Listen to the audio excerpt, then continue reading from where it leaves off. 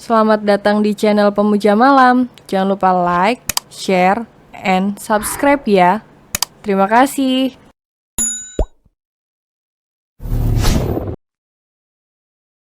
Episode 5. Dicap sebagai pelakor. Suasana makin riuh saat para karyawan PT Malikindo datang memenuhi undangan itu.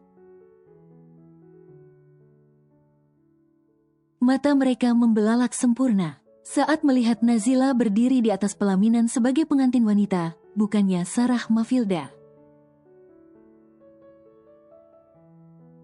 Dengan sekuat tenaga, Nazila berusaha tak mempedulikan segala caci maki, umpatan, juga cibiran dari para tamu. Tapi dirinya tetaplah pribadi yang lemah. Ia tak mungkin melakukan pembelaan diri saat ini.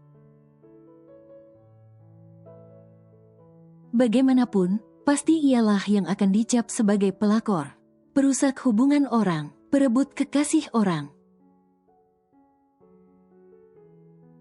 Seandainya ia malam itu tidak sakit perut dan masuk ke dalam villa. Seandainya ia tahu sebenarnya apa yang terjadi. Dan mengapa ia tiba-tiba telah berada di dalam satu selimut yang sama dengan Noran. Seandainya, hanya kata seandainya saja yang mampu ia gumamkan karena nyatanya percuma. Sekuat tenaga, ia mencoba mengingat apa yang sebenarnya terjadi. Namun ia tak mengingat satu pun. Mungkinkah ia dijebak seseorang? Tapi siapa dan kenapa? Ia tak pernah merasa memiliki musuh sebelum ini. Ia selalu menjaga jarak dengan setiap orang. Bahkan ia tak memiliki teman lain selain Karin dan Kevin. Itu karena mereka telah berteman sejak kecil. Tiba-tiba suasana pernikahan itu makin riuh. Semua mata tampak terpaku ke satu sosok yang sangat cantik, yang baru saja memasuki aula pernikahan. Sarah, dia Sarah Mafilda. Dengan mata bengkaknya, ia memberikan selamat pada Noran dan Nazila. Tatapan mata itu begitu menyedihkan, membuat Nazila tak kuasa meneteskan air mata. Tidak, ia tidak pernah menginginkan hal ini terjadi. Tak pernah terbesit sekalipun di benaknya untuk menjadi perusak hubungan Noran dan Sarah.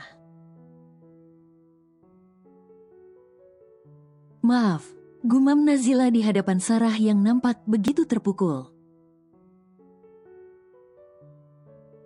Tak perlu minta maaf, segalanya telah terjadi. Selamat ya. Ucap Sarah dengan senyum getir membuat Nazila makin merasa bersalah. Sayang. Panggil Noran, lalu tanpa peduli tatapan para tamu undangan. Noran menarik tangan Sarah dan memeluknya erat. Sarah tak bisa membendung tangisnya. Ia terisak di dalam pelukan Noran. Membuat para tamu yang sedang menunggu giliran untuk mengucapkan selamat memilih undur diri.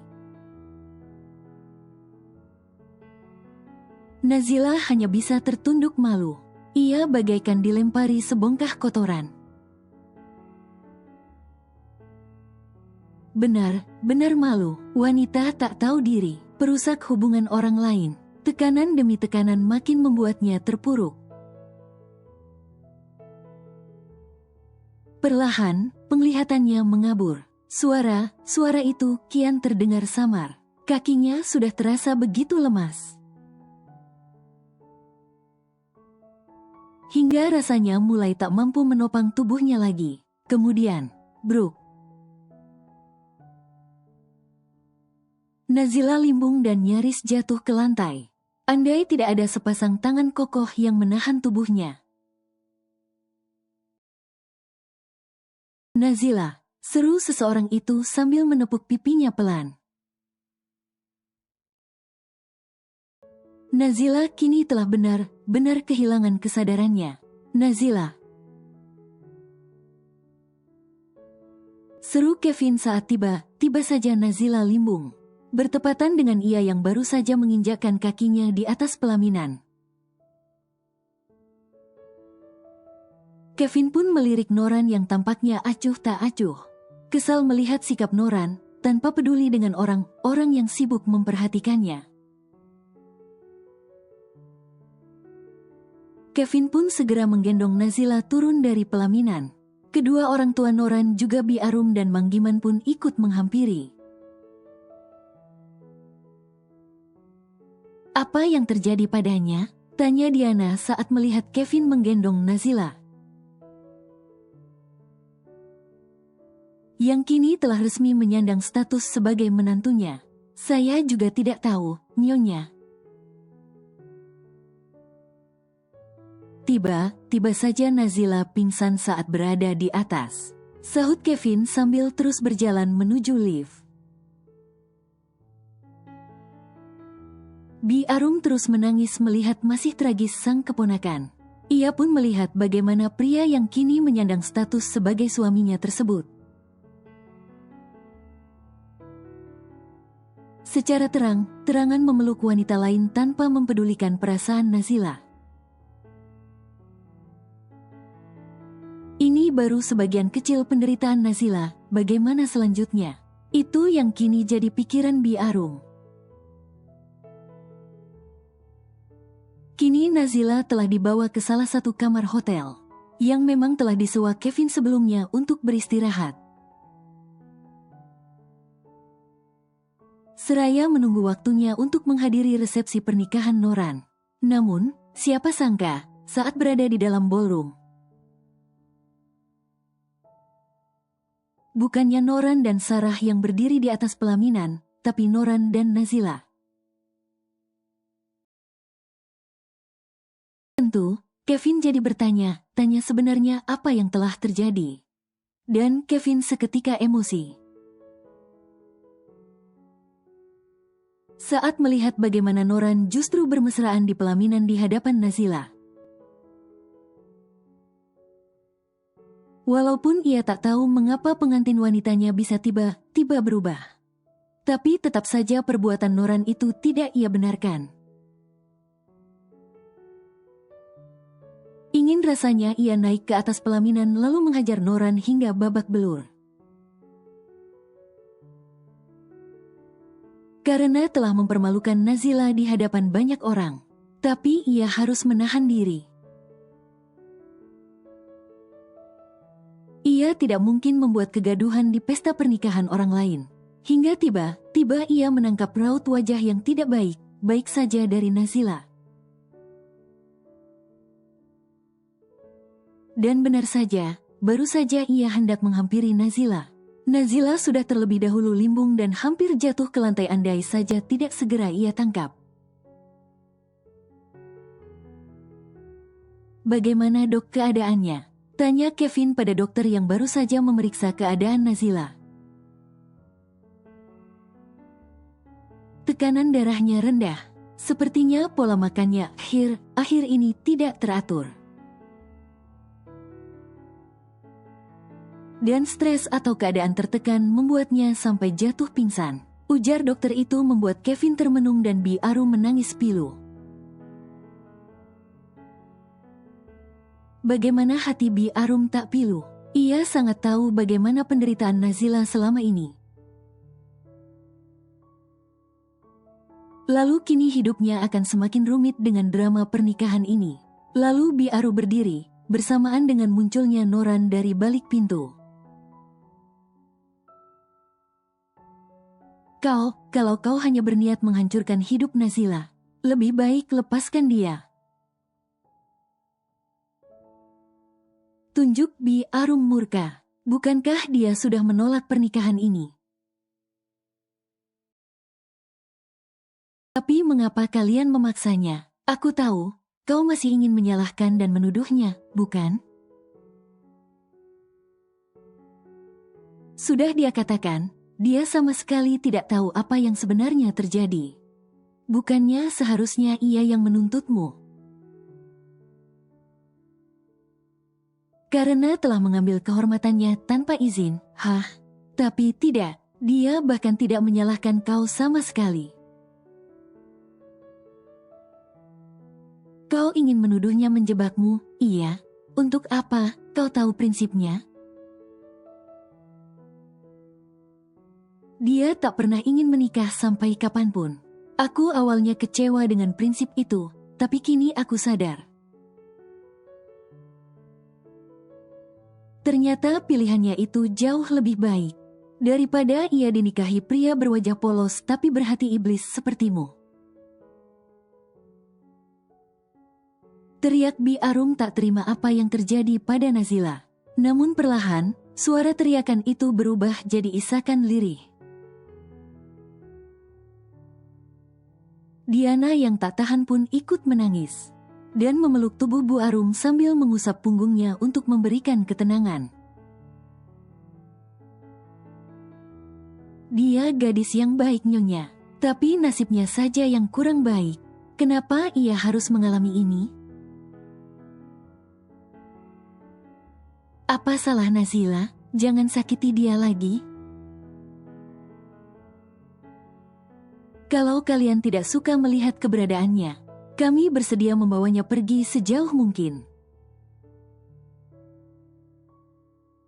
Agar kalian tak pernah lagi melihat wajahnya.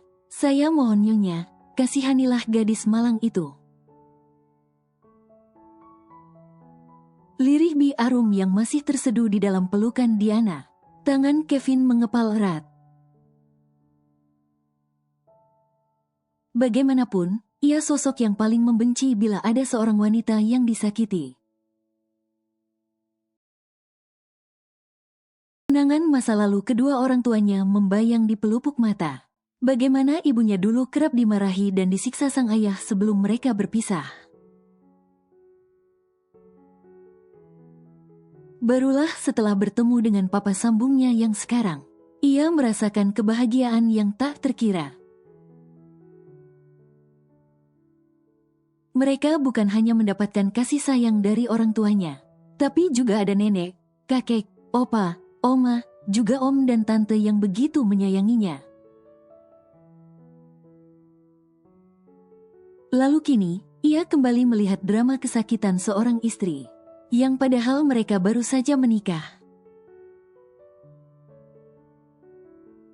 Tapi sang suami sudah menggoreskan luka begitu mendalam pada Nazila, sahabat dari saudari kembarnya tersebut. Dengan kasar, Kevin menarik tangan Noran dan menghempasnya begitu saja di luar kamar. Dengan tangan terkepal di dalam saku celana, Kevin menatap tajam Noran yang juga dibalas Noran dengan tatapan serupa. Sebenarnya apa yang kau lakukan? Bukankah pengantinmu seharusnya Sarah, tapi kini mengapa menjadi Nazila? Tanya Kevin tanpa basa-basi. Ia sangat penasaran mengapa sampai Nazila yang berada di atas pelaminan dengan Noran. Noran tertawa sumbang lalu tersenyum mengejek. Jangan tertipu dengan wajah polosnya. Noran memperingatkan Kevin tentang sifat Nazila yang menurutnya berbanding terbalik dengan wajahnya. Kau tahu, ternyata sifatnya itu tak sepolos wajahnya.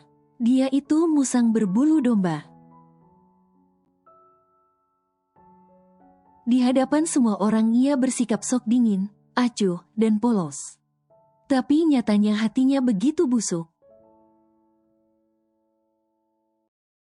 Tepat seminggu sebelum pernikahan ini terjadi, ia menjebakku hingga tertidur dengannya. Entah bagaimana ia melakukannya sehingga aku tanpa sadar telah merenggut kesuciannya.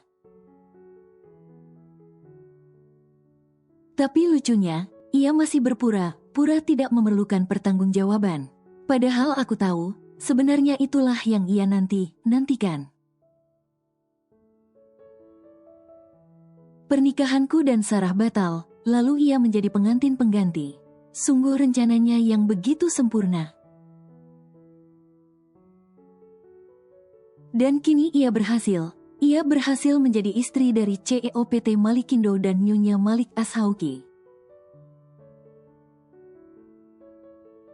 Sungguh aku tak menyangka, aku memiliki sekretaris yang begitu multitasking. Ungkapnya sembari tertawa hambar. Kevin pun dengan gerakan cepat mencengkeram kerah baju Noran dengan sorot mata begitu tajam. Jaga ucapanmu, Nazila bukan gadis seperti itu. Aku lebih mengenalnya dibandingkan kau. Apa katamu tadi? Dia menginginkan posisi sebagai istri dari CEOPT Malikindo yang tidak seberapa ini? Hahaha, kau tahu, aku yang melamarnya saja ditolak. Bila ia memang menginginkan harta, maka tak perlu bersusah payah. Karena aku bisa memberikan segalanya untuk Nazila, tapi tidak. Ia tidak sedikit pun berminat. Karena Nazila yang ku kenal memang bukan gadis seperti itu. Ucap Kevin tegas penuh keyakinan karena sebesar itulah keyakinannya pada Nazila. Tapi Noran, tetaplah Noran. Sebab saat ini egonya lah yang lebih mendominasi daripada akal sehatnya.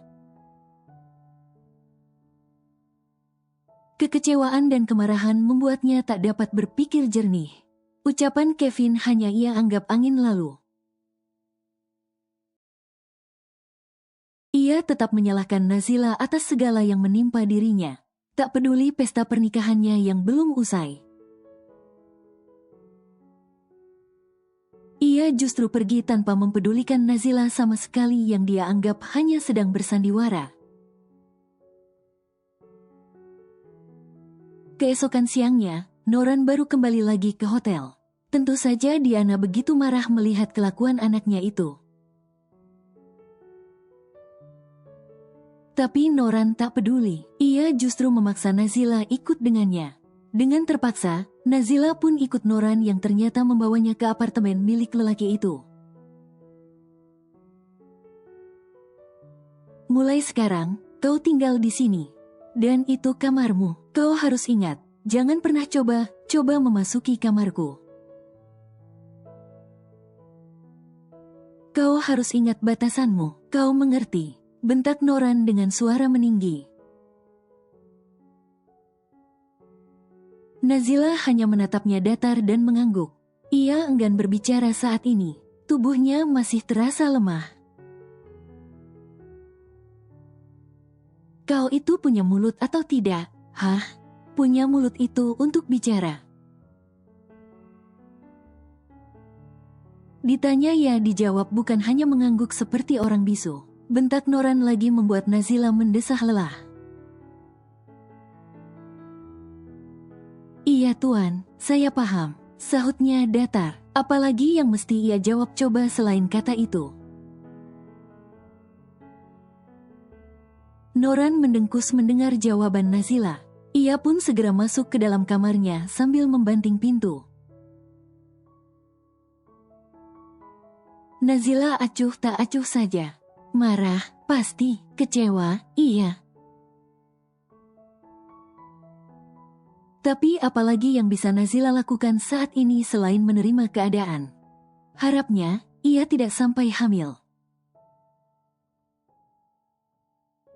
Sehingga dalam waktu 6 bulan ia bisa segera meminta diceraikan atau mengajukan cerai. Toh mereka tidak saling mencintai. Lagi pula ini hanyalah pernikahan di atas kertas. Tak ada yang bisa dipertahankan dari pernikahan berduri seperti ini. Saat telah berada di dalam kamarnya, Tiba-tiba Nazila ingat dengan sang ibu. Mulai sekarang, ia tidak bisa sering menemui ibunya. Sebenarnya hatinya begitu sedih karena tidak bisa mengurus ibunya lagi. Walaupun ibunya sakit-sakitan. Tapi Nazila selalu mengurus sang ibu dengan penuh kasih sayang dan keikhlasan. Tak pernah ia merasa keberatan mengurus ibunya itu. "Halo, Assalamualaikum, Bi." Ucap Nazila saat panggilannya diangkat Bi Arum. "Waalaikumsalam, lah, apa kabar nak?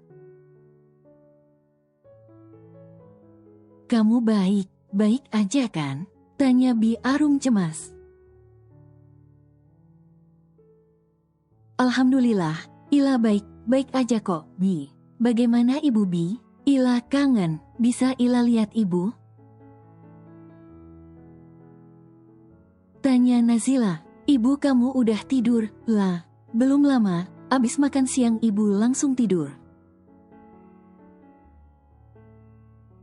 "Nanti aja ya, kalau ibu udah bangun, Bibi video call," ucap Bi Arum. "Iya Bi, maaf ya Bi, jadi ngerepotin Bibi." "Udah, gak perlu sungkan, ibu kamu itu saudara Bibi. Jadi sudah sewajarnya Bibi membantu mengurusnya. Bibi juga ngerti posisi kamu, lah. Bibi cuma bisa berdoa semoga kamu kuat menghadapi ujian ini. Bibi juga berdoa, semoga pintu hati suami kamu terbuka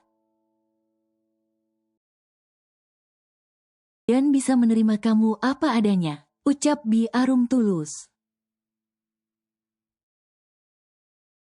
"Makasih, Bi. Makasih banyak karena selalu ada buat Ila dan ibu." Sama-sama, lah. Kamu jaga diri di sana ya." Pesan Bi Arum. Setelah berbincang, panggilan pun ditutup. Hari sudah mulai petang. Telah mengurung diri selama beberapa jam, Nazila pun memberanikan diri keluar dari kamar. Pertama-tama ia menuju ke dapur untuk memeriksa bahan makanan di dalam kulkas yang ternyata isinya hanya air mineral saja. Nazila pun berinisiatif berbelanja keperluan memasak di minimarket yang berseberangan dengan apartemen itu.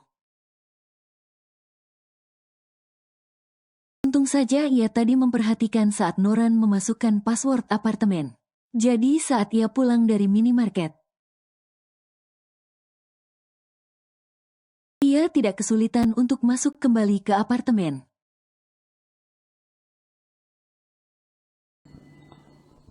Bersambung.